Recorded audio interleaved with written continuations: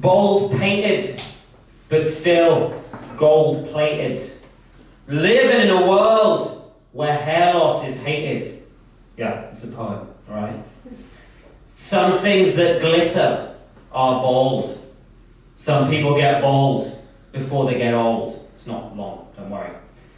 Bold, but not forgotten. Bold to the bone. My scalp holds power like an orb of stone. A boldie feels. A boldie's alive. A boldie's got a heart with feelings inside. I took a razor to my scalp, not my wrists. Even though I'm bold, I've got a right to exist. Bold is beautiful. Bold shines like gold. My scalp is strong. I'm solid bold. I'm Scott Manley Hadley, aka Solid Bold. Solid Bold is my bold name. You might not know this if you have hair, but when you first shave your head, you are permitted to adopt a new bold pseudonym. The fact that most bold people choose not to do this tells you everything you need to know about the bold community, who I hate. I hate bold people. I think they're disgusting. I think it's a national disgrace that bold people are permitted to live, work, and even play amongst normal people. Bold people, we're an abomination. God created Adam and Eve, not bold Adam and bold Eve. Bold people, we've got more in common with snakes, with fish, with chickens than with most of you, because we don't have souls. Because as you all know, souls are stored in the hair. Souls are stored in the hair. Someone said to me recently, Scott Manley Hadley, aka Solid Bold, is there anything good about not having hair? I had to say, first of all, don't address me like that. And secondly, no. But they followed up. Scott Manley Hadley, aka Solid Bold, what about all the time you save not washing your hair? To which I had to say, again, don't call me that, it's weird. And I do see your point. But what about all the time I lose crying because I don't have any hair? It all evens out. It does all even out. Might have been more emotional for me losing my hair than for some other people because of my gender identity. I'm non-binary. I'm a non-binary person.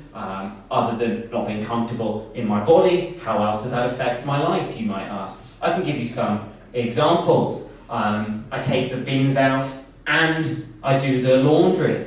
I cry after sex and during.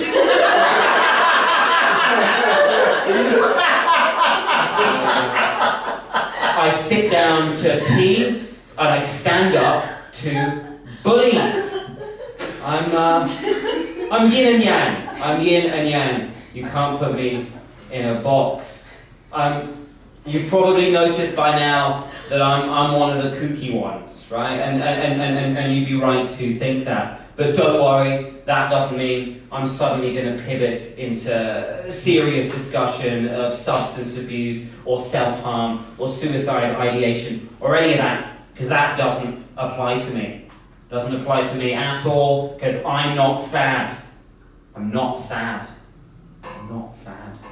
And I am going to keep repeating that to myself, to medical professionals, and to the underwriters at life insurance companies until they change their mind about giving me a policy. I quite like some life insurance, as I recently acquired a baby through legal means, and I'd like it to get some free money.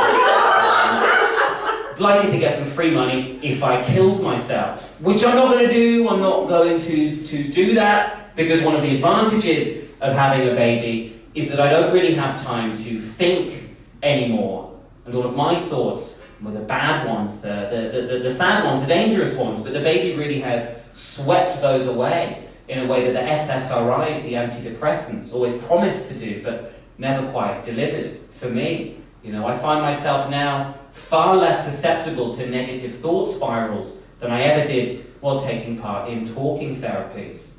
A baby isn't quite as potent as antipsychotics, the big boys of pharmacological psychiatric intervention, because they make you feel nothing.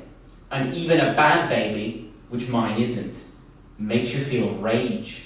I was prescribed antipsychotics for a few years ago after I was diagnosed with a personality disorder. I won't tell you which one, that's private between me and the underwriters, but suffice to say, when it goes into their computers, it spits back out, do not insure. High suicide risk. Extremely high suicide risk. So I got a low life expectancy, and that's fine, because I've also got no money. Don't have any money. I'm having a bit of a career break at the moment. I'm unemployed.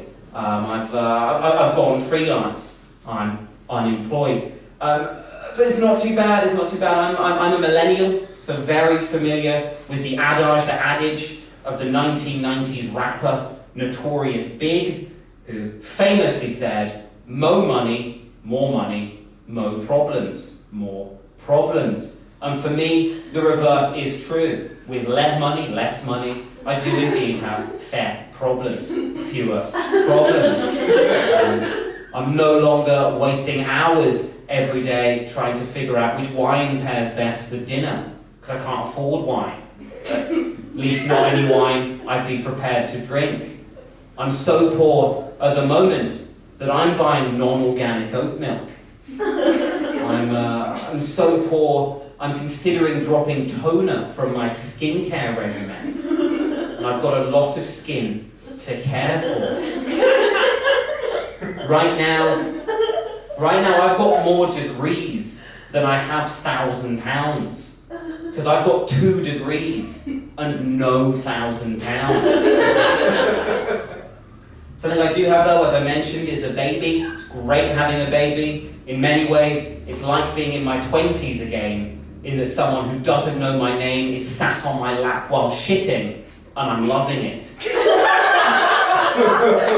I've had a little problem recently. I've recently had to buy some. I'm struggling with this because it's a rude word. I've recently had to buy some condoms, dick bags. Let's call them that. It sounds nicer, but not for anything exciting like drug smuggling, just for sex. But the problem that I've had is that the most convenient place for me to buy those is from a really high security Boots. You know, one of those Boots where everything that could fit in a pocket or an orifice is inside a security box, which means you can't use the self-service checkout. You've got to talk to someone. And obviously, it's great to connect with the Boots team. But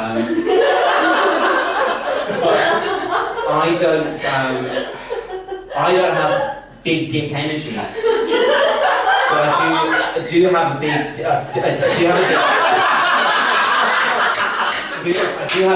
It's thick, not long. Don't worry. But when I go up to the counter with the extra large condoms, they look at me like I've made a mistake. Did you mean to pick these up? Yes, I say. And they say, "Oh, you must be buying these for your boyfriend." But they don't say it as if they think I've got a big-dicked boyfriend. They say it as if they think I've got a small-dicked boyfriend who I'm buying extra-large dick bags for to try and increase his ego. You know? I don't mind not having the big dick energy, but not having the big-dicked boyfriend energy. It does feel a little bit mean. It does feel a little bit mean. And people always say, right, it's not what you've got, it's what you do with it. But I never do anything interesting or competent with mine. So I feel better if people said, you know, it's not what you do with it, it's just what you've got. It's just what you've got.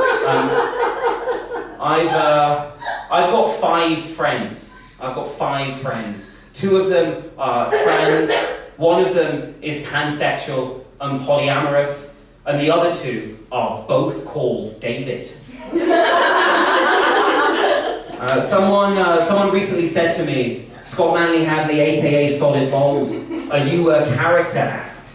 I let them get away with the name the third time. But I had to say, no, I'm not. I'm just mentally ill. And you know, at your average comedy night, you'll often hear comedians talking about how they're too mentally ill to like not get a girlfriend or whatever. But here, you get comedians who are too mentally ill to get life insurance, which really is the next level up. Thank you very much, Scott Manley.